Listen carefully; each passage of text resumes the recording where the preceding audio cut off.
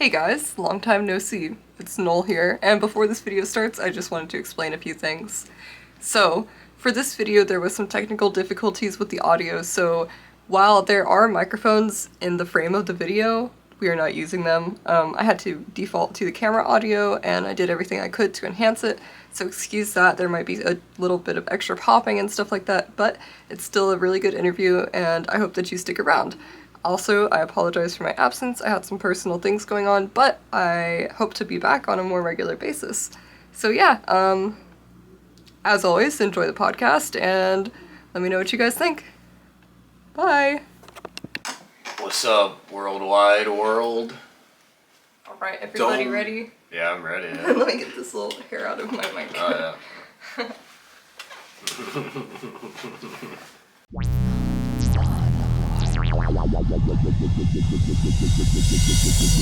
Null in the void. Everybody ready? Yep. Yeah. Oh, yeah. Hello everybody, this is Null in the void. I'm here with Razor and the Boogiemen, except we're missing one Boogieman, which is Christian. Yeah, Christian could not be here. Yeah. Yeah, R.I.P. Christian. He's still alive, he just couldn't be here. Yeah. But yeah, I'm Razor. I'm Seth. And right now we're 2/3 of Razor and the Boogiemen. A really awesome punk band located in St. Pete, Florida. Oh, thank you. Thank you. We try. Yeah, we do try to be in St. Pete. So, what specific genre would you call your music other than punk? Seth, I'm gonna let you take that. I guess, to be quick, psychedelic stoner rock. But we like to dip our toes in everything we can imagine. Who's your biggest influences? At the moment, for me, it's T-Rex. Yeah, T-Rex is a big one. Why? Mark Bolan is sick. Has awesome guitar tone, first off. Yeah, he has a really huge guitar sound. And it just kind of makes writing riffs very inspiring. Combines acoustic sound with electric, like, maybe better than anyone else, I would say. Who found T-Rex first? Yeah. That's gonna be a consistent theme. You're gonna ask, who found this artist first? It's Seth. He's the musical pioneer among us. You know what, Razor? Help me find myself. If you had to describe your band in 3 words, what would they be? Ooh, 3 words. Loud. Oh, what? No, go ahead. I was gonna say loud, angry, and high. I'll say that. Yeah, it smells like weed. Oh, there you go. Smells like weed. I wish These- I thought that. That's better. So I haven't really hung out with Christian, but I will say that these two are like basically the punk Cheech and Chong, especially you. in this area. We tried. Yeah, I mean, we smoke a lot of weed, you know, or at least we try. It's amazing. It feels like everyone does, but we do it for professionally. Yeah, like it's not even a joke. Like they're laughing, but it's like it's not a joke. Yeah. Yeah, I mean, I just like weed. I feel like it's like very revealing. I like it 'cause, like, when I get paranoid, it's stuff that like I should be paranoid about, and then I'll fix it. And then when I do get high again, it's like, oh, I can actually like, oh, it's like the weed showed me what I had to worry about, and I took care of it, and now I can just really relax and be gone and stoned. You know, Do you feel like marijuana has like an energetic spirit? Kind of. somewhat. I think of it- Sativas definitely have energetic spirit. But, like how? It's like what I would envision God feeling like. How's that feel? Fucking awesome. Very relaxing, humbling, and introspective. So do you just kind of like you'll smoke and then it's like, here, child, these are your life problems you need to work on. It's okay. Feels like it puts me in the position to do that for myself, so I don't need to Okay. rely on something else to tell me. Yeah, I would agree. I feel like it's almost like, I don't know if anyone can relate to this, but like when the metaphorical God's hand reaches out, it sometimes like is in my own voice, so it's like freakier, because it's like, dude, what the fuck you doing? You gotta go like practice or this or that. And I'm like, oh God, you're right, you're literally me. Like I just like freak out, you know? Like, Yeah, it makes my inner voice really feel sorry for myself. yeah, that's an amazing way to put it. Yeah. Is it worse when it's your own voice telling you your Yes. faults? Yeah, but it needs to be. Exactly. Yeah, it gets the point across way more, but it's fucking freaky as fuck. Yeah. How do you feel about like your higher self? Like, what would you consider that like voice in your head to be that's like more aware than you are somehow, but it's literally you? It's way more understanding for me, personally. It feels like. Oh, sorry. No, it's alright. I feel like for me, it just like cuts through a lot of like I would say bullshit. You know what I mean? Or I just like realize like, oh man, like I do eat too much fast food or this or like very obvious shit, but that's just a hard pill to swallow. And then when I'm high, it's like, all right, here we go. I got it. I know what I got to do, and I sober up, and it just goes back to normal. Yeah. Do you ever like write down cryptic things about what you have to do whenever you're high, and then you read it and you're like, what the hell is this?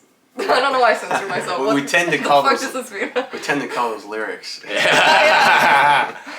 How many of your songs would you say, and you don't have to give an exact number, but like if you had to like put fractions, how many of your songs are inspired or about weed? Well, that's a good question. We have at least one. It's called upholstery paralysis. It's all about couch lock, getting like paralyzed to the upholstery on your couch because you're so high. So that's one. On our record, Roach Motel, it's really about the whole record itself's about taking psychedelics and experiencing like, fear in a roach-filled house. Yeah. But throughout that, there's little hints of weed. It feels like our current material is a lot more about it. Yeah, for sure. More focused.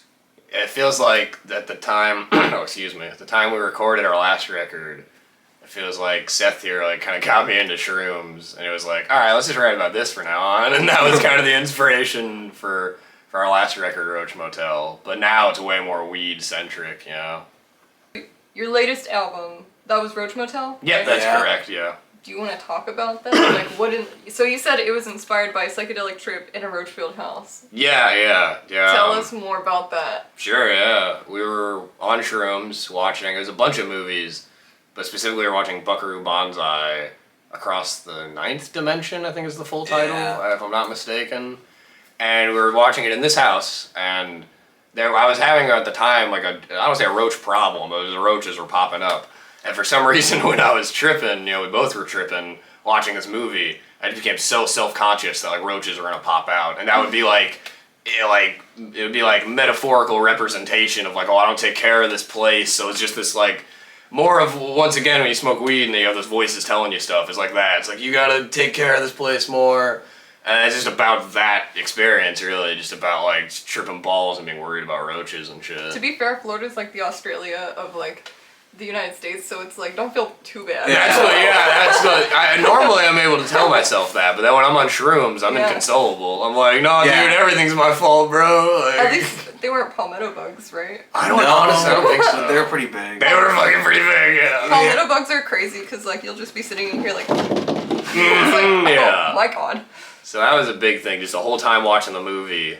It felt like I just couldn't really enjoy it because I'm just like, oh, I'm afraid a roach is gonna pop out and just ruin everything. It's just like good times are over then. Like, and that's kind of a theme for all of our trips. We tend to just watch movies a lot of the time. Mm-hmm. And for the song Junkie Guru, for the song Roach Motel, there's even a reference to a bad trip I had to the movie Cool World. Do you want to talk about it? Yeah. So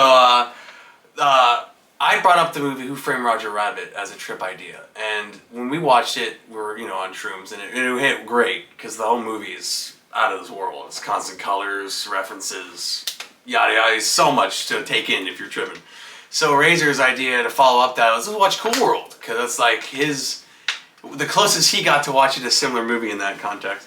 And the movie just freaking me the fuck out. It starts off with a 1940s soldier Brad Pitt coming back from war to greet his mother with a new motorcycle he got from overseas. Yeah, he's come back from World War II, and he just gets his mom this new motorcycle, which he clearly just doesn't want or give a fuck about. And at this point, I'm super invested. It's like on the edge of my seat, like, wow, what a great bike, good son. And then he goes to take her on a joyride with it, and they crash and die. Oh my god. And this is like the first 15 minutes, and then immediately it crashes. Now he wakes up and he's in this like 90s like cherry popping daddy's fucking weird animated world of just ska music, and it was nightmare fuel. I hate it. I need to watch this when I get home. It's so good. It's the worst like amalgamation of live action and animation, so it's like such a fever dream to look at. And they never tell you what happened to his mom. She just dies, and now the movie's about Brad Pitt in this fun world. Like, Does he ever like think about his mom? I don't think it ever got up again. I'm being honest. I thought about it way more than he was. For real. So it just like happens. He's like, all right. Dude, look, and then the rest of the movie, he's like a detective, and he's like constantly flirting with this like animated like female lead in the Jessica movie. Rabbit we have at home. Yeah, literally, yeah. It's just discount Jessica Rabbit, and yeah, it's not very good. But if you're tripping, it's a lot of fun. But like, Well, I think I'm gonna get violently high and watch it tonight. yeah, you should, yeah. You get a text at like 4 in the morning, being like, help. I had to my cool down after I had to watch the B movie. I was like, we watch something way chiller that I know is okay. We watch the B movie.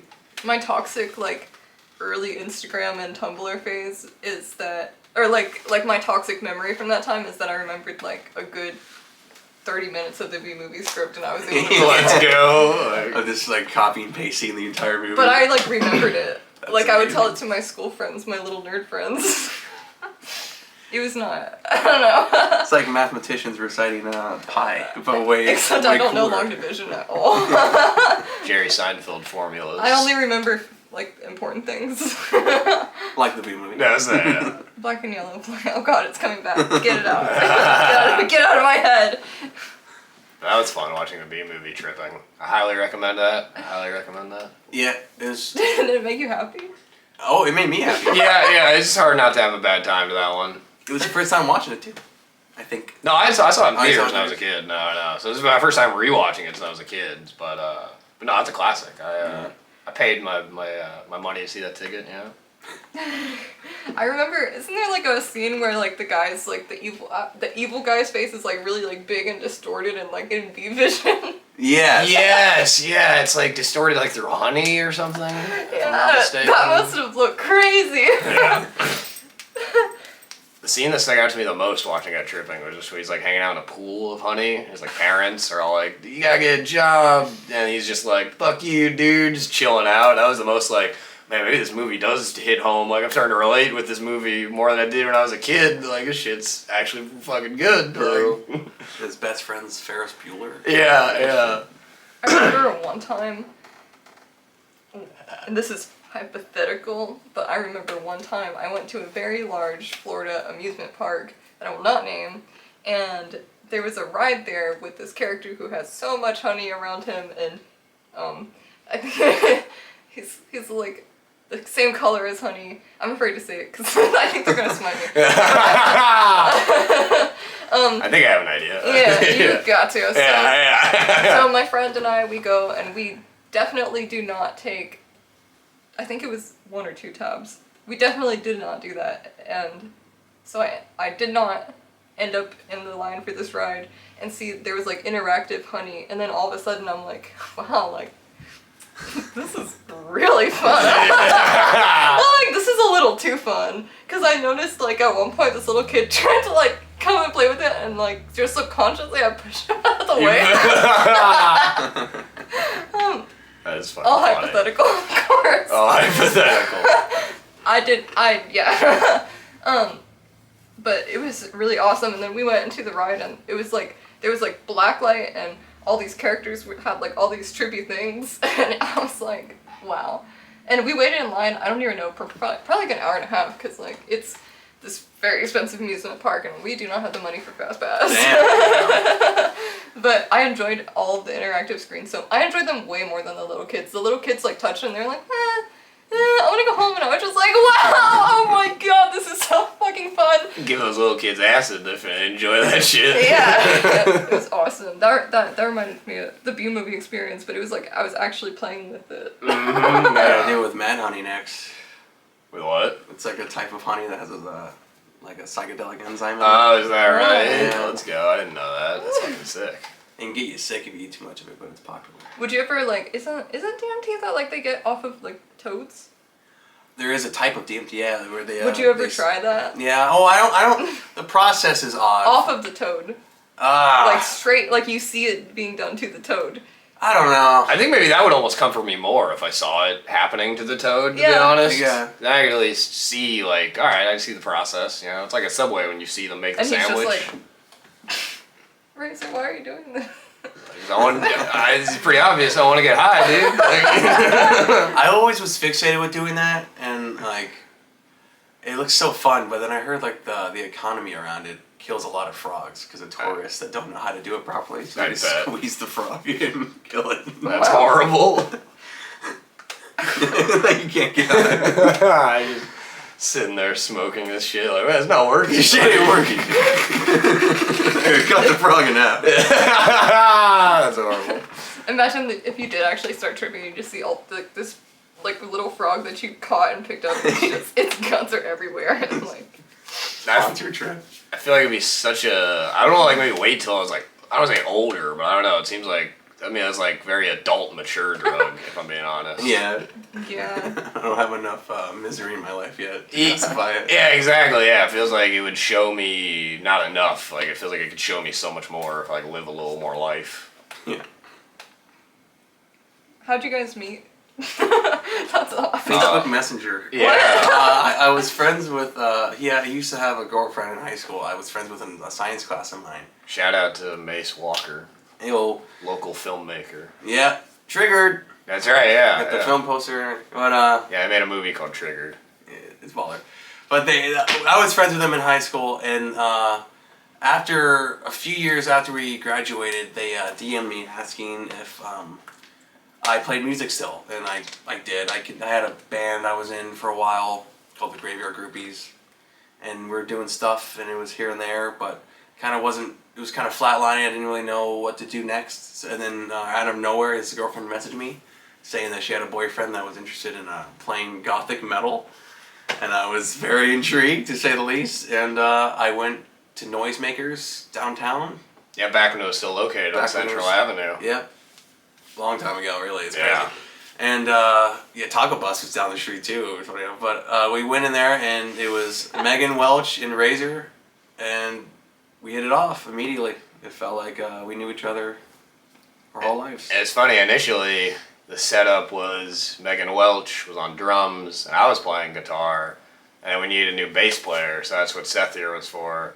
And like within seconds of seeing him play the bass, like I shit you not, it was immediately like, we should just trade. I feel like you'd be better at the guitar, or maybe let's get someone else to play the bass or something. No, that's no exaggeration. Like, Yeah, yeah.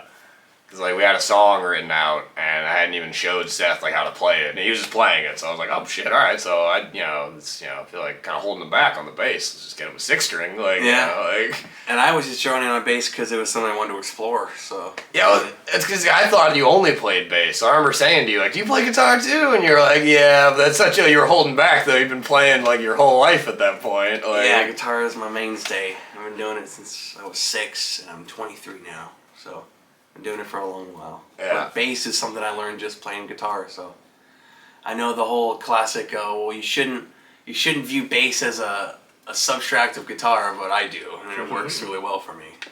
So You mentioned like, oh, go ahead. Oh no. Okay. So you mentioned that you felt like you already knew each other, right? Like. Yeah. Yeah, it hit it off pretty immediately. I'm not. Oh, sorry. No. Finish. Oh, I was just saying, it's just weird. Like when I first met him, I was only messaging him over Facebook, and just the exact shirt he was wearing in his profile picture was the exact shirt he was wearing when I met him. So it's just weird. I'm like, oh, this is definitely him. It's like right off the page. Like, You're like, if I wear this, like he cannot get it wrong. dude, yeah, literally. I didn't realize I had a lucky shirt until you pointed it out, I guess. I still have that shirt too, which is great. So What's the shirt? What's the band? It's a band shirt for a band called 20 Watt Tombstone. They technically opened for me, but it was their show, and it was at the Foo Bar, which is way gone now. But R.I.P. Foo Bar. R.I.P. Foo Bar. But I bought that shirt from them from their van, and they're a really cool 2-piece, like a kind of slide guitar blues doom 2-piece. They're really cool. Do you still wear the shirt? I do sometimes. I wore the shirt to a recent gig of ours, and it's kind of hilarious. It's the exact outfit I wore when I met Razor, so they still fit all my clothes. Every time I see him in that shirt, it's like, oh, this is like vanilla Seth. This is like when I met him. Like, this is like... It's like how like when cartoon characters have the same outfit over and over. Dude, literally, that's how it felt. I was like, it's like Timmy Turner in this bitch. Like... So I don't know what like what you guys' philosophical, like, spiritual beliefs are, but I feel like you guys have, like, some kind of, like, cosmic friendship, and it's really, like, almost like a Finn and Jake kind of, like, yeah, like, we're buddies in every universe. I believe it. There are some weird ones. Seth has the. Well, do you mind if I tell you? Oh, yeah, go for it. All right, Yeah. he has the same birthday as my brother, so that's immediately like a weird, like, what the fuck? And his kinda- brother's name has the same name of a best friend that passed away really close to me. Wow. So, Yeah. and there's even more. I think his birthday's in April, mine's in March. I'm trying to think. There's more. It's like JFK and Abraham Lincoln. I forget. We had a lot Yeah. of similarities. The for sure, just the same birthday as my brother one freaks me out because it's like my brother moved away at some point, so I don't see him as much. So it feels like it's weird. Like, oh, I have like now like this best friend of the exact same birthday. It's like it's cosmic. Like, you know what I mean? It feels weird. Like, it was definitely meant to be. And I don't usually say that. I'm usually like, there's no God, there's no fate. It's all just nonsense. But then here I am going, no, this feels meant to be. This feels like there's some like, what are the odds? You know, like. Yeah. Yeah, that's beautiful. It's the power of Mace Walker. To be honest, she made this happen. If she didn't DM me, I don't know, man. Yeah, I don't think I would have ever met him, to be honest. And it was so, I remember when May said something to me, because I just mentioned to her, this is when I was in high school at the time, saying, yeah, I'm trying to get a band. And as we previously mentioned, I already knew this Megan Welch person. They're playing drums, so, you know, it's only 2 people, trying to get more. And then Mace, my girlfriend, says, well, I knew this guy named Seth. I can hit him up. And I would be like, yeah, sure. And then, like, I'm so glad I just kind of half-assedly was like, yeah, if you want. Like, it paid off in dividends. Like. Wow. Cool. Yeah.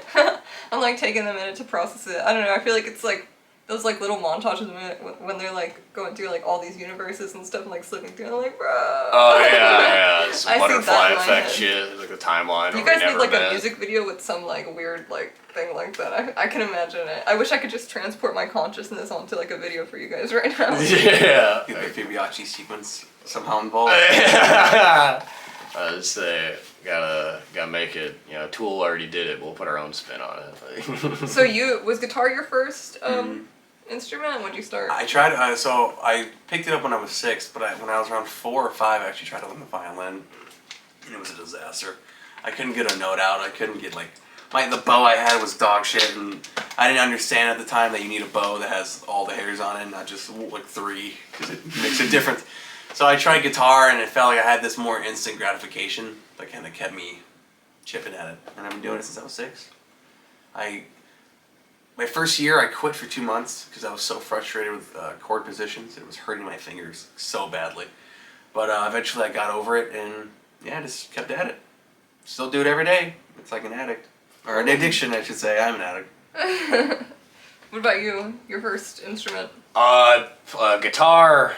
Yeah, guitar, I guess. First song I learned was No Rest for the Wicked by Cage the Elephant. Let's go! And then, yeah. And then I stopped playing guitar for a year, and I had no interest in it whatsoever. And then me and my brother wanted to learn, because we both were really into Green Day at the time. We were in, like, junior year of high school. So I played guitar, but I didn't really take it seriously. I just played it enough to, like, sing along with it. I really just wanted to sing. And then I was in a band where I played drums for a minute, and then the drummer, like, quit. We got a new one, so I became the singer. And I'm trying to remember, but, like, I've played a few instruments, but I've mastered none of them. But I've ended up on bass now. It really feels like I just wanted to be in a band, and I was just like, hey, I'll just play whatever. Guitar, alright. Oh, you need me to play drums? Alright, I'll try and learn it. Like, there's even one time, a friend of mine offered me a position to teach ukulele, and I didn't even own a ukulele. I was like, oh, the fuck it, I'll give it a shot. Like, I was just a glutton with it. But, like, I'm not that good at any of them. But I've ended up on bass. I like to think I'm alright at it, but really it's like, if there's a position to be filled, I'll do it. Like, to be honest, like, musically speaking. This guy plays great. He's been playing for 5 years, and he already plays, like, pretty much at my level. He makes fucking riffs now that I can't even play, so. Oh, thank you. You know, time ain't nothing. It's all about how much you want it. It feels like, because when I first started playing bass, is because we had a lineup change. We were, like a 4-piece, and all I did was sing. I didn't play an instrument at all. Like, I could play, but I didn't do it live. And then we had a member quit, and then our bass player became our drummer, and that left, oh, now I gotta play bass and sing.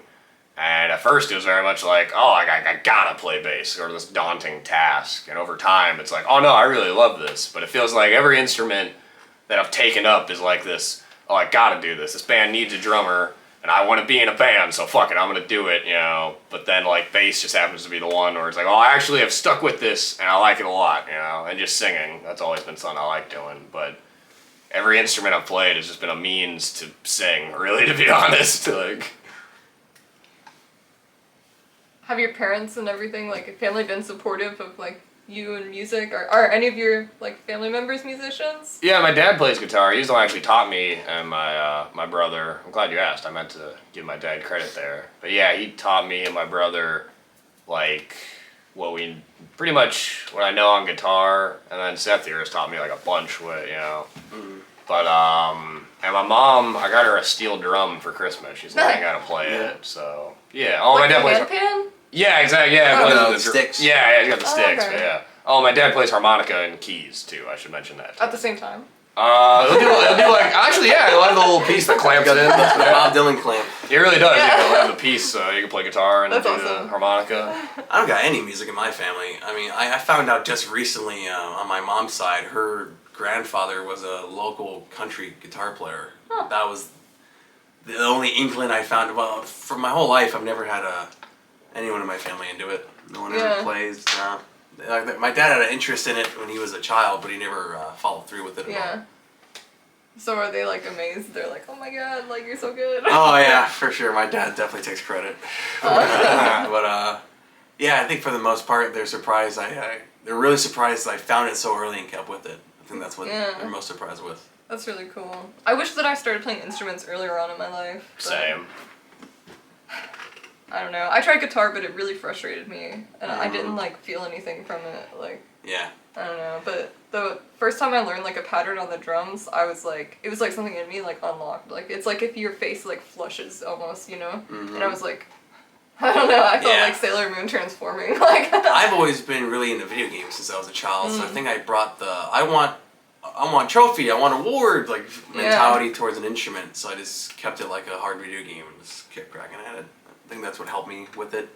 I did get, well, like I said, I did quit for 2 months. I was on the verge of like, this fucking sucks. Like this hurts. I don't get anything out of it. You know, it costs a lot of money to keep it going. When I'm getting these, I was at Bringy's Music School before they tore it down. I used to play there and get lessons when I was a child, and all my lessons was a man just giving me a book and just teaching me how to read the book. So I didn't really have a good keep it up like feeling with the guitar. It's all on you just to keep it going. Yeah. And my dad was actually in a band in high school called Shoutout to what was the name? It was Mr. Meaner. It's a pun. Mr. Meaner, like misdemeanor. Yeah, like the Alice Cooper song. Yeah, exactly. They did not know about the Alice Cooper song. They just thought they were just coming up with an original title. Huh. So how do you like? What advice would you give to somebody who's like has issues focusing on like one hobby? Like I know there's a lot of people like me who it's like we'll hyperfixate on a hobby for a little bit and then it's like, okay, on to the next, here you go. And that's been kind of a struggle with me with music, and I know some other people I've talked to. It's like, how do you just be like, okay, I'm gonna focus on just this? Just destroy every plan B, so you only have the music as your plan A. Yeah, I didn't have a TV into my room until I was 19, so. Oh wow. I didn't try it, I just kept, this is it. This is your fun, this is your source of enjoyment for the rest of your life now, and just make it happen. I don't know, I have had so many people I play with locally kind of sometimes compare my mental towards it with the sense of that it's not typical. Like I'm atypical mentally probably when it comes to guitar stuff. Just very just. I don't know. I keep going. Like sometimes a lot of the time I'm not having fun with it. Just a lot of it just feels like work. You know. Yeah. So it just feels like work. The past like couple days, I'm trying since the beginning of the new year. I'll like wake up and first thing I do is play bass. So sometimes I'll literally be in bed just doing scales. Like this sucks. I just want to go back to bed. Yeah. So like it's not always fun. But what's worse is being on stage, being like, oh, I should have practiced. I'm fucking, my fingers are cramping up. Like, you know. And if you get in that position, then it feels like this whole thing fucking sucks, and you just leave it. Exactly. So you gotta just treat it like something you gotta break in. You know, it doesn't happen. So you mentioned like you wake up and you play bass. Do you ever have like dreams of what you need to play when you wake up? Or like ideas, like you wake up and I'm like, yes, this is, or like you're like, yes, this is the thing I need to do. Just with like recently, just with like tone. Like recently, I woke up and was like, I want to use my synth pedal on my second cabinet. I'm using like 2 bass cabs. So I was like, what does it sound like when one of them sounds like the synth, and the other one's my normal bass sound. So it was like right when I woke up, I was like, okay, I gotta do that before I go to work. So but not really so much with like song or writing, but just like what would this sound like, and I just wake up. And that's really only as of recently. Before I've been pretty meat and potatoes with my sound. Just I want it to be loud and kind of fuzzy, and that's it. Yeah. I've always wanted the Keith Richards, like, oh, I dreamt this song and made it a riff, like story, but I don't ever dream of music for some reason. I hardly dream at all, it feels like. So a lot of my days is spent thinking about it. Like, that's a big part of how I garner ideas, just thinking about it nonstop. It just hit me when I'm at work, thinking about it. Bathroom, thinking about it, shower, you know, just constantly thinking about ideas. The closest I've come to that is we have a song called Junkie Guru, and the lyrics for it, one time me and Seth were tripping, and we watched the movie Howard the Duck. Not very relevant, but I just want to shout it out. You should watch Howard the Duck. It was fantastic. Yeah, it's great, especially if you're tripping, it's awesome. But anyway, we tripped really hard, and when I woke up the next morning, I became genuinely afraid that, I think I, irreversibly broke my brain. I don't think I would be able to write lyrics as good as I did before because my brain is broken. So then I started writing lyrics, and they ended up being the lyrics for the song Junkie Guru. But it was right when I woke up. I woke up I don't feel like my brain is right. I gotta prove to myself that everything's right. So but it wasn't like I dreamt of it and thought of it. It was more like I just need to write this to prove that my brain still works. So that's really the closest I've come to that. So to answer your question, no, fear and insecurity. Yeah. That's the big key. Yeah. Quite honestly, yeah. And only recently did I start practicing, in the morning. That's because for a while Seth here has been saying, yeah, you gotta practice an hour a day. Not even to me specifically, but just in general, just advice, you gotta practice an hour a day. And I feel like sometimes, I'm not gonna practice today, I'll do it 2 hours tomorrow, and then that never fucking happens. So now I'm like, alright, new year, I'm actually gonna get on this shit, so. Yes, I get that. But before, I was pretty bad about, I just would go, a day, or, I'd play, but I'm not, practicing. I'm just kind of, going over the same shit while I'm watching a TV show or whatever, Now it's more meditation, alright, I'm gonna really focus on this. The only other sound I'm hearing is, a metronome or something, That's another one. I started using a metronome to practice recently. That's very helpful, I think. Mm-hmm. So you mentioned it's meditation. What kind of feelings do you get? I guess question. Close to I just start thinking about adult shit I gotta do, honestly. I just start thinking about how I'll view bass when I'm not playing it. Alright, my goal in life is I want to play bass, so this is the top of the goal pyramid. And then when I'm actually practicing the bass, all I'm thinking is, this is all the insecurities come in. I think I'm wasting my time. This is fucking stupid. So it's adult stuff. I should be saving up, trying to do all the typical, build a good career outside of this shit. So most of the time it's just insecurities I'm practicing. What the fuck? This is fucking stupid, man. And then I walk away from it after an hour of practicing and I feel good. I'm like, that was good. I'm glad I did that. But the whole time just going through my head, just what else could I be doing? How am I fucking up? Just constant, just a circus of insecurities. Yeah, it's like music gives us the all day we're thinking about it, so when we actually are doing it, now we can think about shit that actually isn't pertaining to this at all. Yeah, it's all day I've been putting off, doing my taxes because I've been thinking about bass, and now that the bass is in my hand, all I can think about are the taxes, and I'm fucking terrified, Yeah. Makes punk song. Yeah. So you would go full-time with music, right? Oh, If totally, you could, yeah. Absolutely. What's the farthest show you've ever played, farthest away from St. Pete? Cape Coral. Yeah, I think Okay. Cape Coral, it was at the Madhouse. It was a skate park / music venue. It was very cool. We have plans this year to go to Memphis. Yeah. Oh, It's shit! gonna be our big departure. Yeah, if all goes well, it should be in April, traveling for some recording in Memphis. Yeah. Are you gonna do shows along the way? We're gonna try to. We're gonna try and make a little tour out of it. Yeah, we got our homie at a recording studio in Memphis. He wants to do some recording and try and book a show too. So hopefully, yes, to answer your You question. should do some shows like in the States along the way. Oh, exactly. That's what we want to do. Yeah. I want to try and hit up. I don't even know. I got to pull out a map. We've never done this before, so yeah. Wow. Stay tuned for that. Yeah, exactly. Us and movie props bunked together. That's right. Really fun. Oh yeah. Our drummer Christian is also in a. What do you say, like math rock, sort of experimental, like is a duo. It's just him and another gentleman named Rick, and they make really awesome music. Really awesome. And when we travel to Memphis, more than likely we're gonna be traveling with them. Hopefully, that's what I'm wanting. Should be cool. Yeah. Wow. So let's talk about Christian since he can't be here in the flesh. Yeah, sure, totally. He's awesome. I'll start with that. Yeah. Genius. So I know that you were both kind of alternating on drums at a point, right? Mm-hmm. Yeah. So how did you decide, like, okay, we want a solid third person, which is Christian? I think we pretty much always wanted a solid third person. Whenever it was alternating between us, it was really.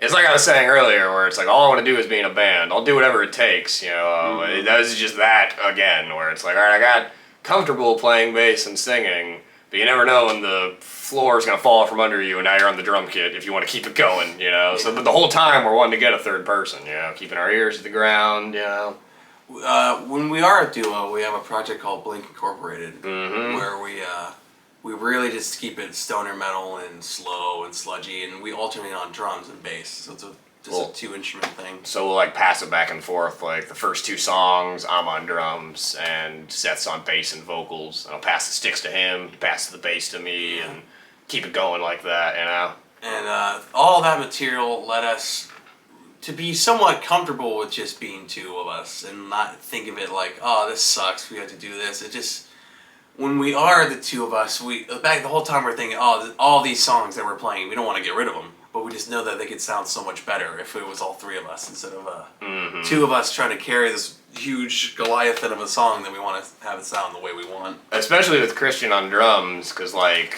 he's just like really good on the drums. He's a fucking calculator. Yeah, he's like everything. The math he can do simultaneous to the fills that he's doing is crazy. How much mental gymnastics versus like actual physical gymnastics with his hands he's doing. And it's crazy. He's just been playing since 2018. Yeah. What? Unbelievable. He's been playing just for 5 years. I know, right? What? Oh my god. I should say 6 years. 6 years. Now, yeah. 6 years. Oh my goodness. 2024, baby. Crazy, because you got, I think the bulk of it he said for 2020 during like lockdown and all that, he really hunked in and just got into it and really got crazy with it. So that's so cool. I thought like he must have been playing since he was like a baby. Dude, same. He can make anyone believe that, that's for sure. Yeah. Makes it really look easy. He has the really cool mustache, right? Yeah. Yep. Okay. I didn't Yeah, think he yeah. had the. I think I saw both of you play at what was it, Banana Records?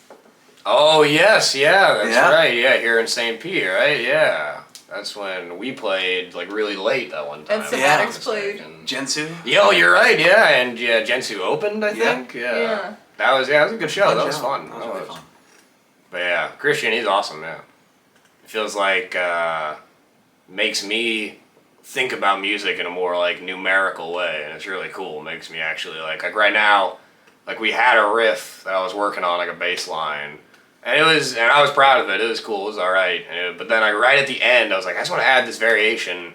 So now I have to count it differently. Like I'm not even smart enough to like know what I'm saying. I don't even know like, oh, it went from this time signature to this. I just know, just added a little phrase at the end, so the whole thing's extended. So it kind of fucks up the repeat when you loop back again. Yeah. And that was all because of Christian. Like, it wasn't for meeting Christian and playing with him.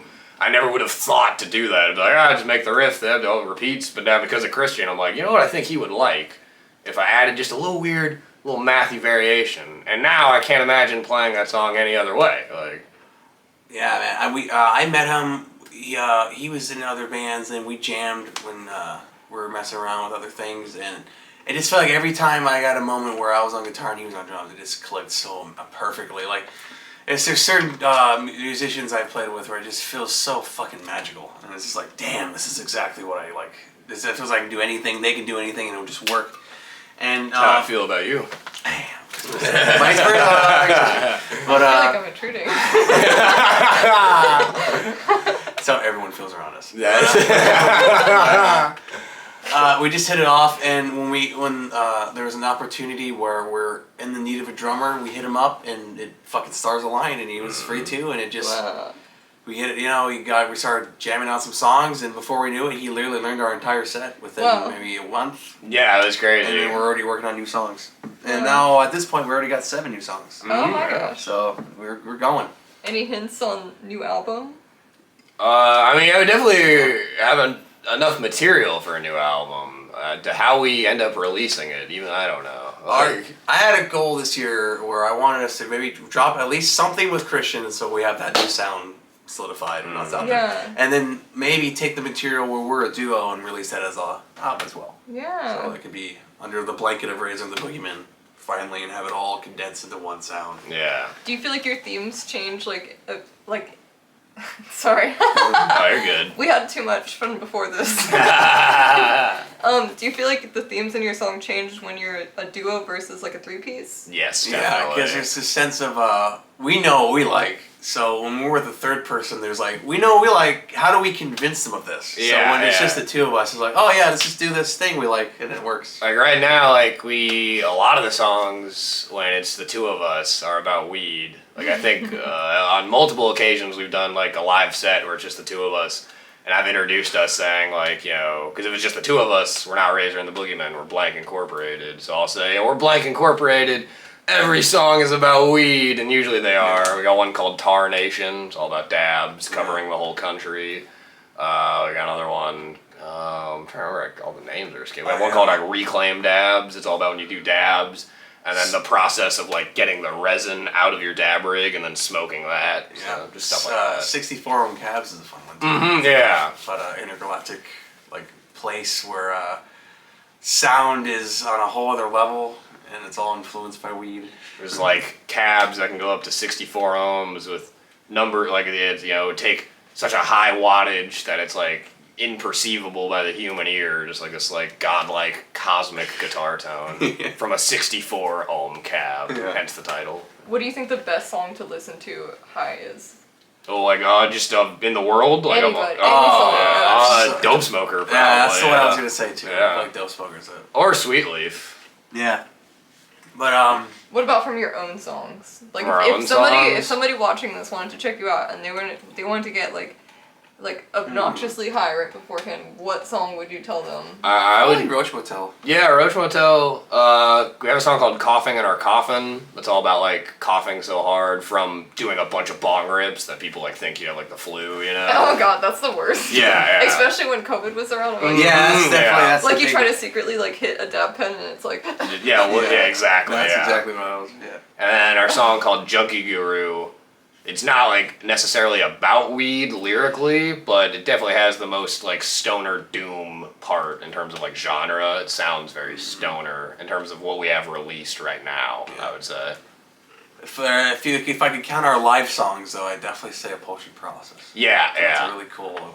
That one. Is that a new one? Yeah, that's one that's unreleased right now, so hopefully we're gonna record it in Memphis when we go. But yeah, it's just all about being Couch lock. Yeah, it's couch locks, being paralyzed, the upholstery on a couch, upholstery paralysis. Well, if you live in Memphis, you should tell them what stuff they should do. Oh yeah. Or if there's any cool little venues, maybe. I was gonna say, if you live in Memphis, hit us up on Instagram, Razor and the Boogiemen. Shout out DIY venues, wherever, we'll play. Anywhere they let it loud, Yeah. we'll do it. Yeah, exactly, Gotta let us do it loud, that's a big part.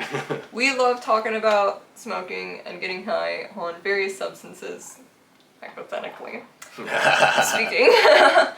But what's like your worst high experience, like nightmare fuel? I definitely have. I would say I can go for. I was like talking about basketball. I was gonna talk about. Yeah, that's a great one, man. We were tripping on shrooms. It was me, Seth, and Seth's partner. Pat. Yeah, it was Pat. Yeah, I didn't know if you wanted me to name drop. No, you can Right. So yeah, hi Pat. Hi, Pat. Hi Pat. So it was all the three of us, me, Seth, and Seth's partner, and we were watching a bunch of movies, tripping on shrooms, and we got to the movie Basketball, and I'd never seen it before. I've never heard of that. It's so sick. It's pretty good. It's like a dude that made South Park, and it's like, what is it, like Okay. every sports league goes on strike, so they create their own new sport called basketball. And it's basketball and baseball mixed. It is ridiculous. It's really funny. It is probably maybe the most early 2000s movie I've ever seen. It's very just like time capsule of its era. Real Big Fish is literally live. Yeah, they're like in the movie. You see What? them play all constantly. That's amazing. It's amazing. So it's such a bright color, just like constantly flashing stuff with Real Big Fish that I was loving it so much that I became so relaxed from the shrooms I pissed my pants. And then I didn't tell Seth or Pat. I kept that to myself.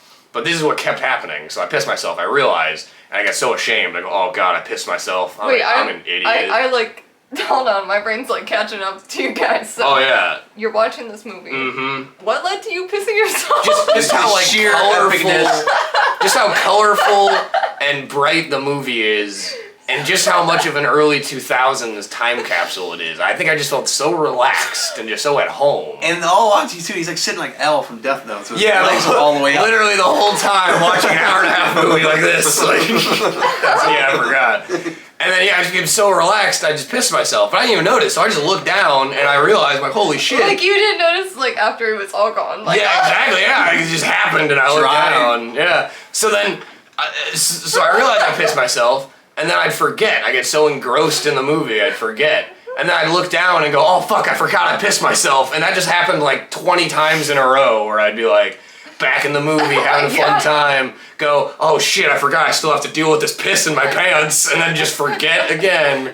And you kept going. And then when the movie ended, finally, it's like, all right, I gotta face the music. I gotta tell these guys I pissed my pants. Like, Guys, I'm really sorry. dude, literally, I felt so bad. I was like, I'm so sorry. It's Like, like, dude, you pissed on your own couch. It's all right. yeah, we're literally In here. your own house.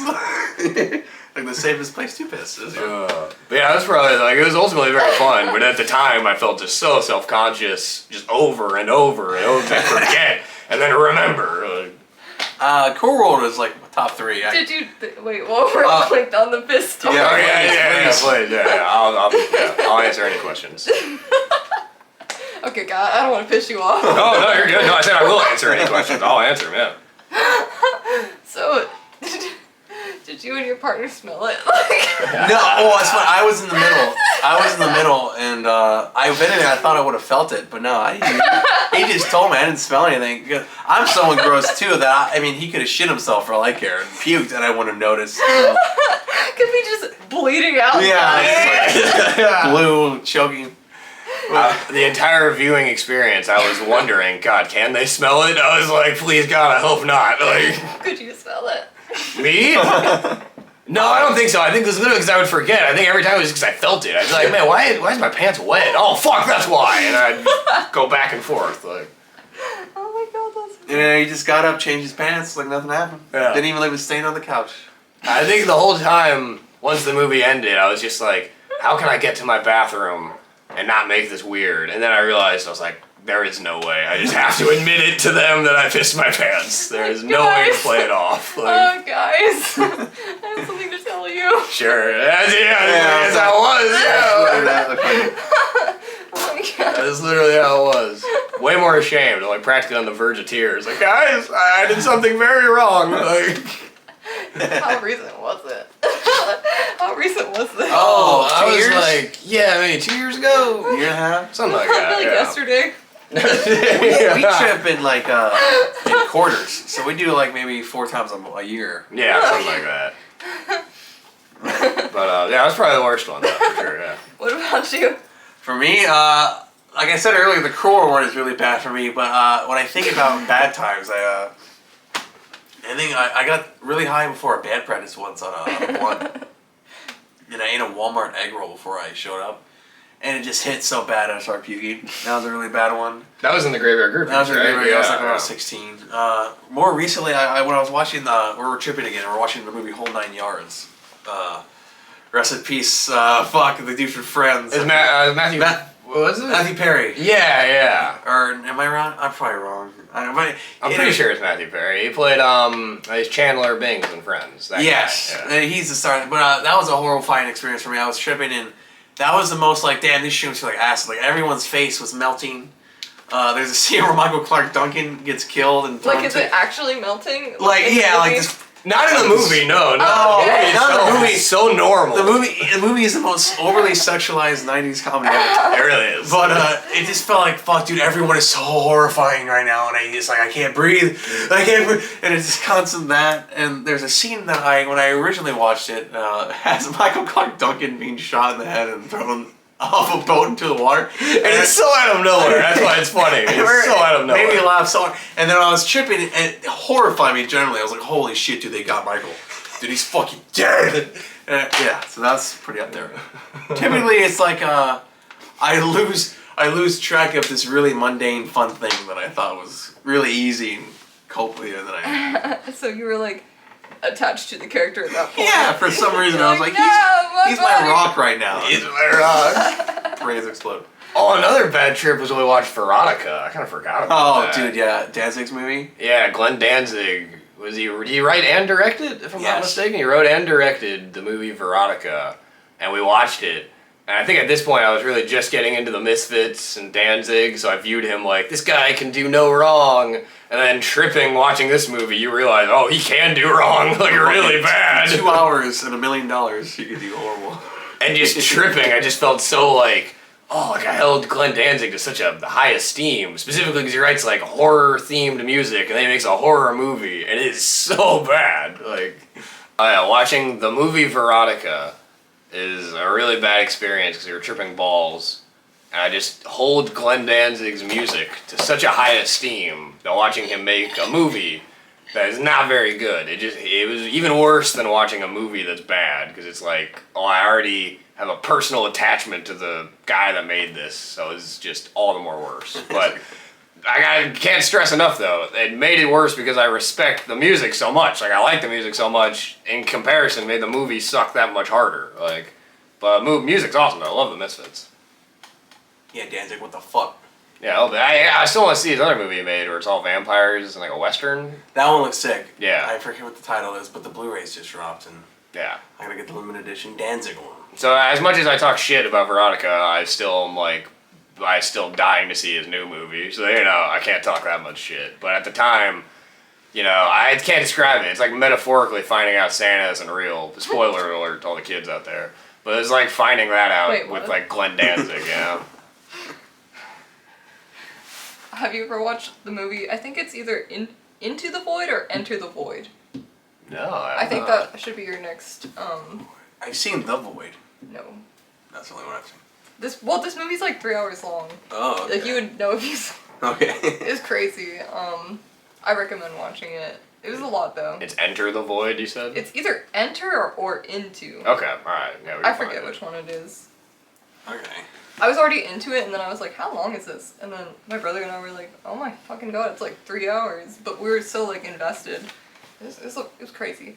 Oh, as long as we're shouting out movies, everyone should go watch the movie Butterfly Kisses. It's a movie that's like independently made that like no one talks about. It's a really good found footage horror movie, and I hate found footage horror movies. I love found footage horror movies. This one, to be honest, most of them I feel like are not that good. This one like legit like elevates the genre. Like this one, if you like found footage, you'd love it. I love it. Yeah, I know. Like, I can already see myself sitting in the dark like corner of my room and like listening to this back and being like, write down this movie. Yeah, no, everyone should watch it. Yeah, everybody should.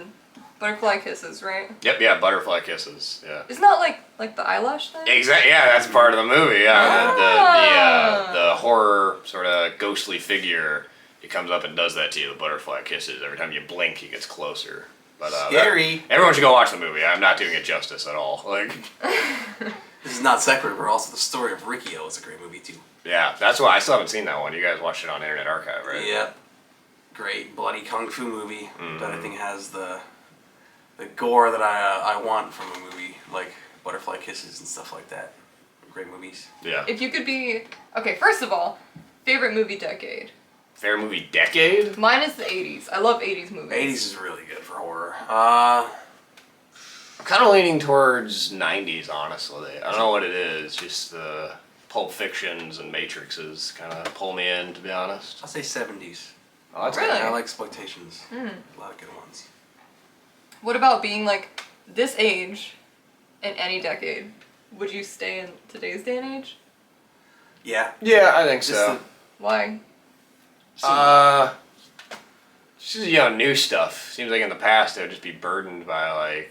Or wait, is it hypothetical? Am I sent back like right now? I could go back in time, or if I was just born in a different decade? If you were born in, like, you would be Like, the age you are now, but in another decade. okay, all right. Then in that case, I'd say now. I was going to say now for a different reason, but I still would want to be now, just because I don't know, just the internet. Honestly, it sounds like a boring answer, but just such a good way to just market art and just find other forms of art. It's like can't beat it, really. Yeah. Then I think more people are open to listening to things from different kinds of artists than ever before. Mm-hmm. So no excuse to not like something. That's true. What if you could time travel, like, once? Oh, like where would I go to? Ooh. Time travel. Yeah. Like, yeah. But you would be able to, like, return. Okay. That's a very good question. I Seth, do you have one? I'm still trying to think on this, to be honest.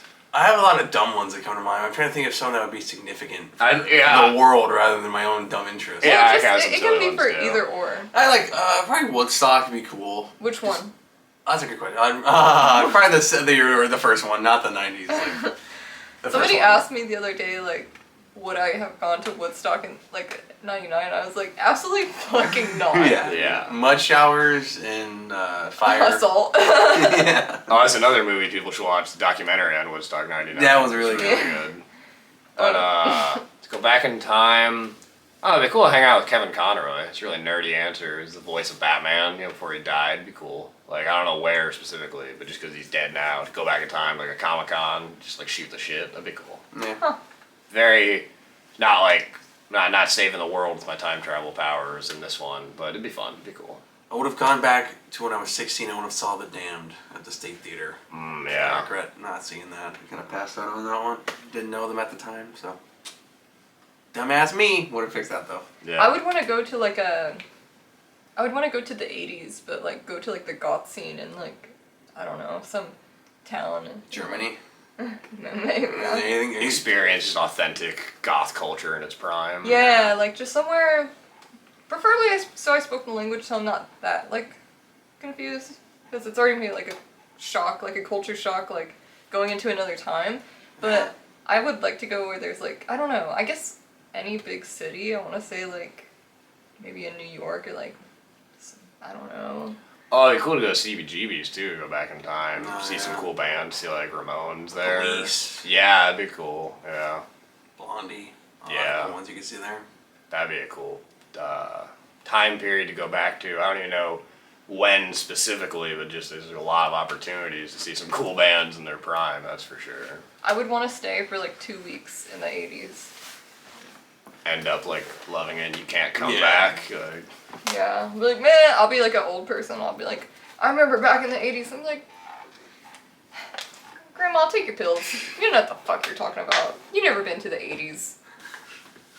I feel like Back to the Past, right? You're trying to Fucking stay kids in the don't 80s. understand me. I'm saying it feels like the plot to Back to the Future, but reverse. You're trying to stay in the 80s, not get out of it. not trying to get back to the 80s. I love 80s movies. Like, I really loved Heathers and, like, there's... That's a good one. Heathers. That is 80s, right? Yeah, it is, yeah. Oh yeah. There's so many. Anything with Winona Ryder is probably 80s. I know. I think it was Night Shift. I think that's early 80s. That's a great movie. Weekend at Bernie's. Oh, Weekend at Bernie's. Breakfast That's a good Club. one. Yeah. It's like the peak of Johnny Hughes. Yeah. I think Possession is also 80s. Oh, It's yeah. a great movie with Sam Neill. Yeah, And, Possession's awesome. Man. Dude from Jurassic Park, his wife like cheats on him with like a demon. Like you don't really know exactly what, but it's just fucking awesome to be honest. I feel like if Scott Pilgrim, the movie, was, like, recorded in the 80s, Winona Ryder would have been Ramona Flowers. Oh yeah, honestly, yeah. I'm trying to think who'd be the 80s. Who's That's just, the, like, a high thought I had just now. If it was in the 80s too, I bet a white chick would have been Knives. So true. Who's the kid that's the nerd in Breakfast Club? I feel like you know what I'm talking about. Oh, yes. He's also the news anchor in Dark Knight. Yeah, he is. Yeah, that guy. I feel like that guy would be a good Scott Pilgrim if they did that in the 80s. You can do that. I pretty much the crew of Breakfast Club be the other boyfriends. Exactly. Emilio Yeah. Estevez at his peak. Oh my goodness. That is a great era. No, I really can't argue the 80s. honestly. Like, you get the best of like everyone at their peak. Like even Cronenberg, John Hughes, Star Wars is good. I feel like with the 90s, like the era I picked, it's like either really bad or like pretty good. I feel like for some reason I just like the ones that are pretty good, like for some reason. I feel like almost like I falsely lived in the 90s because all my brothers are older than me, and like growing up it was just me and my mom, and I got all their hand-me-downs like VHS and like whatever DVDs, and so I just pretty much grew up on like whatever they already had from that time. I see. But then like I would try to talk to kids at school and like they didn't understand. Oh, the like 90s reference. Yeah, like I was a time traveler. It was fun though. Trying to think of other places to time travel to, or other times to time travel to.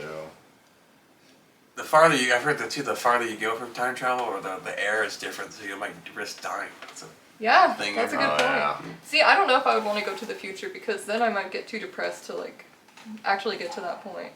Like, and continue living. Oh, like you see how shitty it is in the future? Yeah. Yeah, I would be like, oh, fuck no. Like, and I don't want like a spoiler for my life. Maybe if it was just like a time like, I don't know, 2,000 years from now. But then it's like, what if I'm just, like, I step out and I'm dead? And still, the Earth has just changed insurmountably and shit. Yeah. What do you think time is like real? Like, how would you describe time? Like the passage of it. Yeah, like the actual concept of time. I think time is an amazing tool to measure the distance of the sun on a planet. Yeah, that's a good way to put it. Now, how do you feel about daylight savings time? Because I think that shit's so dumb. And it's so dumb how some places participate and some places don't, like... I don't think it's real. It's pretty nonsense. It makes me definitely think, like, oh, this whole thing's fucking bullshit, bro. Yeah! Like, what do you mean you're just gonna change the time? Yeah. You can't do that. Yeah, it's like Fahrenheit and Celsius. It's like we're the only place on Earth that does this shit and then calls everything degrees. Do you prefer when it gets darker out faster or slower? I prefer when it's darker out sooner, because that makes for better shows performing at night. I prefer slower, personally. Because I like the idea of night corresponding with 7 on. Yeah. But It makes better ambiance when you gotta play a matinee, I think, if it gets darker That's true. earlier. I just like playing during the sunsets. That's probably the key. Yeah, with the golden hour. Do you have a favorite show you've played?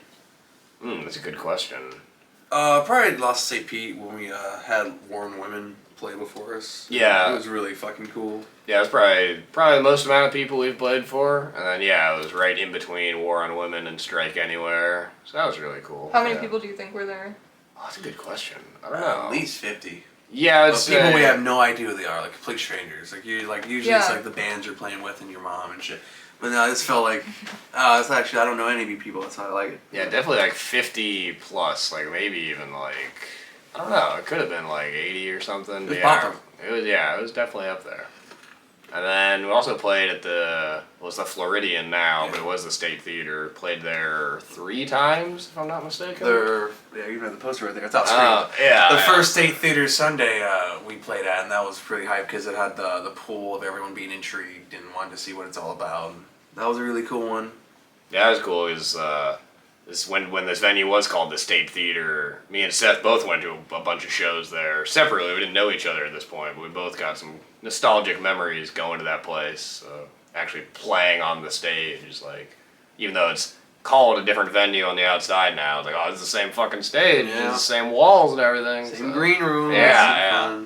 Golden black toilet. Yeah, it was pretty cool thinking like, whoa, this toilet seat may have touched like Keith Morris's ass or some shit, bro. Now it's touching my ass. Whoa. Like, screenshot picture. Yeah. We even threw a show at the Bends for our album release show, which was really, really a fun success. That was a great one. Yeah, you can see we got a poster here. There's a metallic metal poster. Oh, look, it reflects the ring light. That's cool. You should hold it closer to them. Oh yeah, let's tape in here. We gotta feel the tape. Yeah, take off our promo tape. Woo. Here, yeah, I can actually see it now. Look at that thing. There we go. And if you're an audio listener, that really sucks. It's like a dope ass poster though. It's got a mouth taking a roach like an acid tap. Exactly. Yeah. Our friend Bina designed the album cover and this poster. I think they go by She Devil Ink now on their Instagram too. Yes, that's correct. Yeah, you are correct. They got a bunch of cool art they do now for some bands that we're lucky to be their first they ever got to work with, and it was a blast. They did the whole Roach Motel cover out of an ink painting. Oh So, yeah, it's like oil painting. Oil right? painting, Yeah, I should yeah, say. What am I saying? An oil painting. They brought it to the show and showed it off, and it was really, really cool, man. They ended up selling it for like.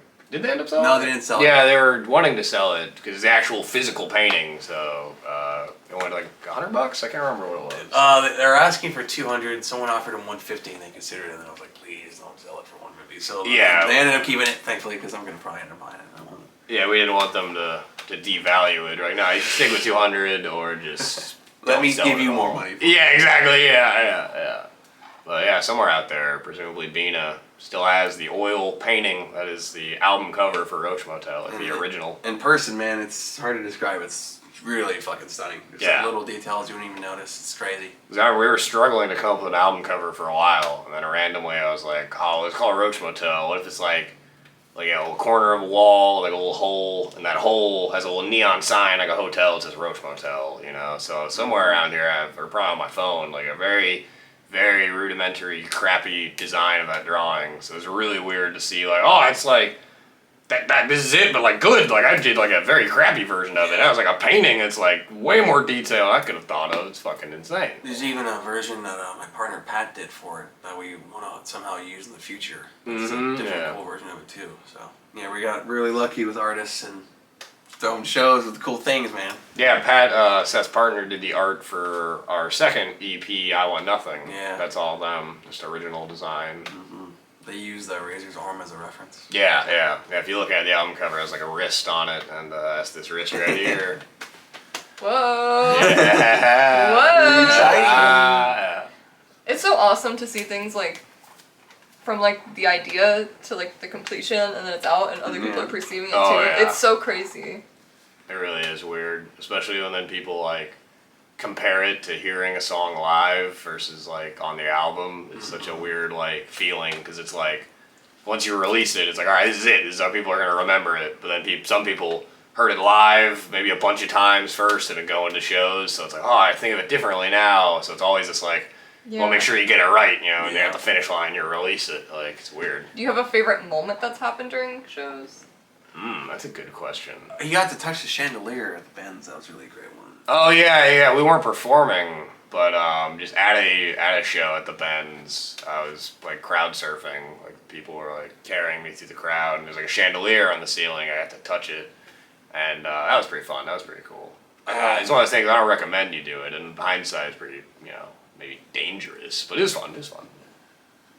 We've had some weird funny moments. I always love it when a crowd is at the peak of a mosh where it just feels like everyone is like really just so into it and it just feels like I'm perpetuating this violence by playing chords. That's such an electric feeling. There was the leapfrog thing with I Am Dead. Oh, yeah. We had a song called I Am Dead. It's not released, but hopefully we're going to record it, kind of put it on hiatus for a while. But one time we were performing it at like a DIY show, like in someone's backyard.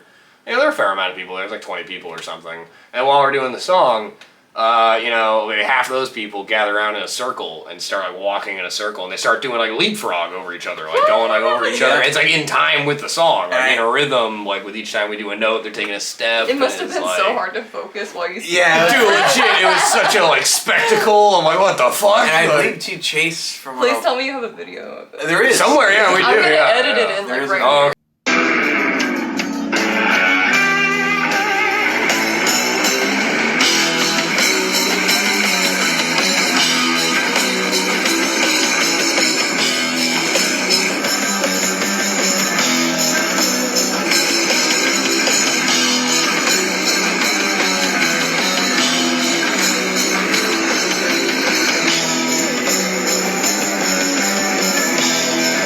If I can get it. All right, yeah, we will definitely send it to you. Chase from Board Operator and Gensu was the one that started the yeah. And then and then we had Derek Of course. from Shiv also in there. Yeah. It was a whole leapfroggy event. Yeah, no, that was very fun. So that was a cool one. This isn't something that happened to us, but this is something that I saw a video, movie props. Like I said earlier, is the duo for our drummer Christian. I saw a video when they were performing. Because it's just the two of them, sometimes they'll perform on the ground, like not on the stage. So I saw this video where they were playing and the crowd was circling around them. Wow. So it's like this crowd would be in there like going around. And I remember I saw the video And I texted Christian, I said, dude, that video looks so hype, everyone's circling around you. And I remember him saying, it was like, dude, it was so intimidating when it was happening. Like, it was like, looks so cool. But then just like that leapfrog shit, when you see it, you're like, oh, what the fuck, I'm not expecting this. Kind of takes away from your instrument. Like, but it's fun, it's cool. Oh my gosh. But shit like that, like... And people fall on us, like my pedal board's been fallen on so many times. Yeah. People can, like, the wall at a show gets pushed. And Everyone in the front row suddenly falling face first, yeah. Yeah. But, yeah, stuff like plenty of beers spilled on me, stuff like that. Oh yeah. I mean, have you been to a punk show? Oh, You of course. haven't had beers spilled on you at some point. It's funny when they're up front because, you know, you're just facing everyone doing this. Yeah. First person to get it. It's like a Gallagher show. Trying to think. Oh, this is a recent moment, but there's this video that everyone should go watch if they haven't seen it. It's of Fred Durst doing like a guitar solo, and it's like really bad. He's doing it like in front of a huge crowd of people, and he like bombs it really bad. And then right at the end of the solo, he screams out to the crowd. He screams, "Shag my friends tonight." He says, "Shag my friends tonight." So for some reason that quote lives in my head. And I wanted to shout that out at our last show. I said to Seth at practice, I said, I'm going to point right at you. And I'm going to look right at the audience. I'm going to say, "Shag my friends tonight." And Seth did not want me to do that. So instead, I managed to, there's a homie of ours in the crowd, and I got it to work fluently where I pointed right at him. Yeah. And I actually did it. I said, "Shag my friend tonight." And it went over well with the crowd. Like, it was actually a good little piece of, you know, banter in between songs. I was proud of I actually got to make that reference, like, work, kind of. Did your friend know it was gonna happen? No, not at all. No. Did it work? I haven't had the chance to catch up on that. I should ask him, honestly. Yeah.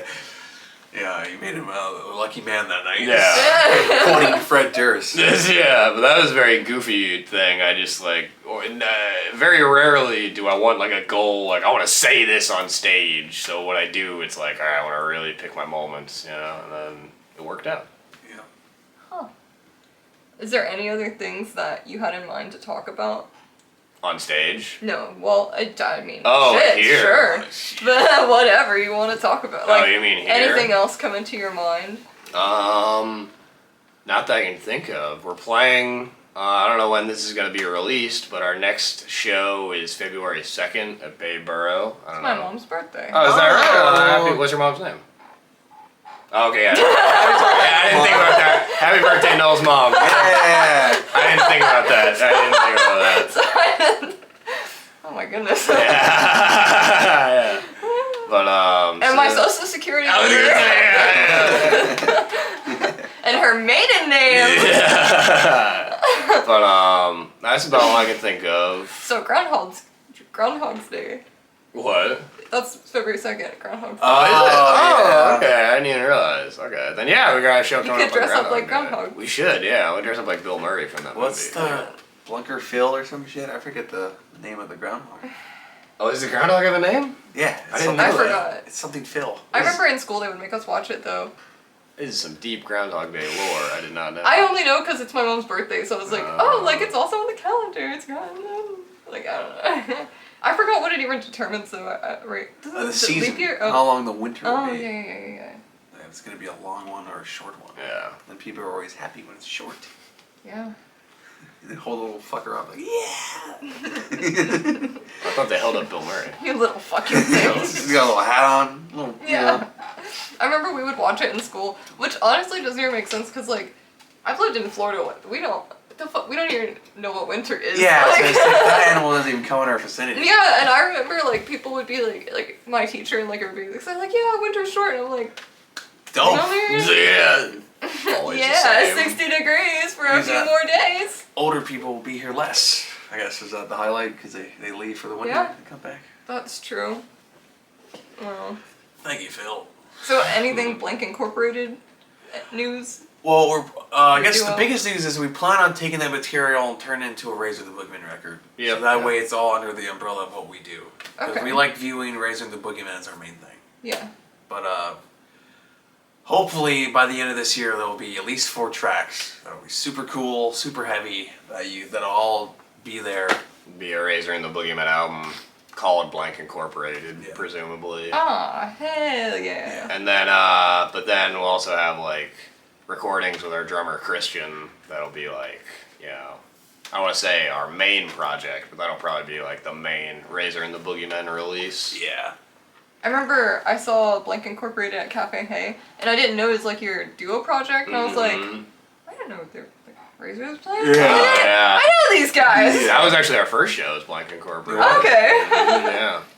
Yeah, we had a few people that night. It's funny. Yeah. That's a good place, Cafe. It's really fun. Yeah, Cafe is Really awesome. cool places.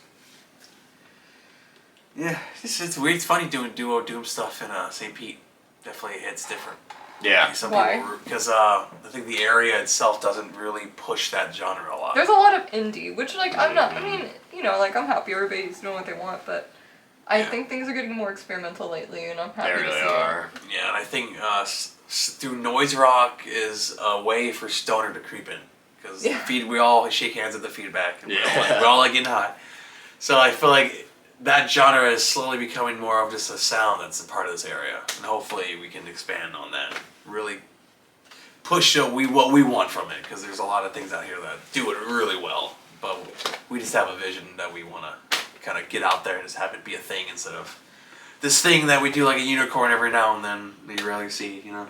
It feels like Doom is like so like niche when someone does like in the crowd, when someone like sees it, they like get it, you know? We've had like, because we'll do sets where it's just bass and drums. That's heavily inspired by the band Ulm. Oh, yeah. That's a lot of bass and drums. So one time we had someone in the crowd go like, after seeing us play, go, oh, do you know Ulm? And we were telling them, oh yeah, they're a huge inspiration. So it's this immediate like, despite it being a very niche band, when someone sees it, they know it, you know? So it really hits different when someone like listens to it on Spotify, and then they're surprised as fuck when they're seeing it in front of their face. They're like, holy shit, this is so specific. And it's such a thing you gotta see a live kind of sound. Yeah, for real. It's so thick, so big, your body's supposed to shake. So. Or you need a really good producer to capture it in Yeah. the studio. Like, So, hopefully I think this area will get more of it, and it'll be really cool. Do you want to stay in St. Pete? That's a good question. I don't know. I think probably not. I think our sound would prosper in other places. Like Yeah. where? I feel like Europe supposedly is really good for Doom. Yeah, Europe's great. Where is it? Was it Brazil has a good punk scene, I've heard? Yeah, Seattle's pretty alright with our aggressive punk sound. Washington's really good there. For psych stuff, it would be fun to try out Portland, maybe. Oh, yeah. Do like some folk stuff there. I don't even know. It's like fun. LA would be cool. It's where Off's from, right? Yeah, and but we're open to just like not just taking our sound and trying to make it work. We're down to just kind of blend everything and have it just be this cool kind of music like plethora. If you could, would you live out of like a van and like just play shows for like a year and just go around and like move and then come back? Yes. Yeah. But I'd want us to do it in a way where we weren't mitigating our sound because of that. Like I'd want us to still sound as big and as good as I want us to be, but When in it that just like format. pack efficiently and stuff. Yeah, just kind of have a good goal in mind. Like a good sized van, not like a Oh yeah. like an actual like RV. Yeah. Yeah, we could do it. I think for sure, like our sound and what we and Razor do for Blank is so condensed and tight that I feel pretty confident that we could just do that and be all right, you know. Oh yeah.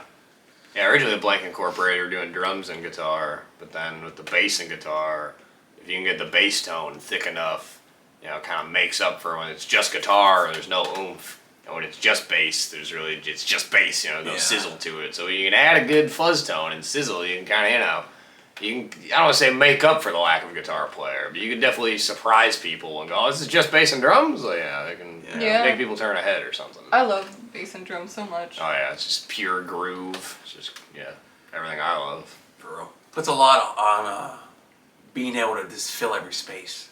Because those two instruments are so used to just being the filler for the main thing. That when there are the main thing, man, you gotta just really be open. It's going everywhere with it and keeping it interesting. Yeah, the last show we did was just the two of us.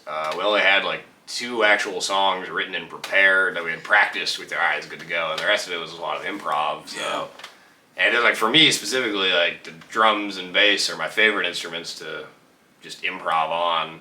And this particular show, I was just on bass, but Seth's like killing it, just making the shit up on the drums, Like, thank you.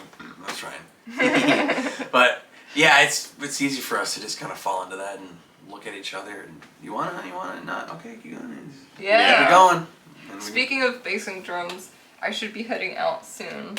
So, is there anything you would like to say and wrap up? Anything you want to promote? This year's gonna be hopefully a cool year for us album-wise. Get some stuff out, get some more music. Very hyped about that. Where can people stream your music? Spotify, YouTube, Apple Music, Bandcamp, anywhere I can think of. Anywhere you can find it. What about like social media accounts? We're on Instagram and Facebook. I think that's about it, right? That's it. Yeah, that's about it mostly. What's your name on Instagram? There's a Razor and the Boogiemen. Yeah. So that's men, like plural, because we got this guy and Christian who could not be here. Yeah. And You guys want us to shout out like your solo like accounts or anything like that? Yeah, sure. Yeah, on Instagram, I'm just Razor_Edwards. You can follow me there. I'm a Boogieman_RapBM. Just pretty much a fan account for Raising the Boogieman. And do you know what Christians is? Oh yeah, Christians is his name. So it's just Christian. Well, I don't know if he wants me to say them. Yeah, his last name. So find him on Movie Props. Yeah, there we go. Yeah, look up Movie Props on Instagram Yeah. and Spotify, and then hopefully you'll just find Christian's personal if he wants you to. Yeah. If you are so astute enough to find it. They're people are crazy. Probably. People are crazy. But anyways, it was a really big pleasure to have you guys here. It's been a pleasure to be here. It was awesome, man. Thank you. Yeah, thank you for having us. Any last thoughts or anything you would want to say to the people of the YouTube, Spotify, everywhereness, perceiving everything right now? If you're going to buy a bong, make sure it's a beaker design and it's 18 millimeter. Why? Because then you get bigger bowls that way, and the beaker design is just the best to work with, in my opinion. More than 10 G is you being ripped off. Yeah, more than 10 a G is crime. Yeah. Some kids out there are like, oh fuck. Yeah, I hope this is a wake-up call for some. Like, they're like, what? I thought hit it up was 30. your plug and tell them what's what. Like, Get on your hotline right now. Yeah. Also, the same metric applies to mushrooms. They're You know the what? exact same. Let us call your plug. Yeah. Plural now. And if you're gonna buy like an amp, you need like at least 100 watts. If you're gonna buy a head or like a amp, if you want to get loud, you need at least 100 watts. Buy Quilter. Yeah, buy Quilter. Oh yeah. Quilter amps. We're featured by them. Yeah, we should have mentioned that. We never did. Technically, Yeah. we're featured artists by Quilter, the company that makes heads. We love that brand. Buy Quilter. More than life itself. Yeah, for real. Yeah. Any specific amp you'd like by Quilter? I like the Bass Block 800 because it gets up to 800 watts. Yeah. I've never actually had to use 800 watts. I think it would probably like fucking like deafen people, but it's really good. I imagine it like SpongeBob House, like just. Dude, literally, yeah. It would be like the beginning of Back to the Future. You're like blown the fuck away. Yeah, if you're asking me, it's a Tone Block 200. So Tone Blocks for the Block series in general is where it's at. Yeah. I love those. Well. Yeah. All right. Cool. Well. You just thank give you. good purchasing advice, like buy bongs and amps that are loud. Like.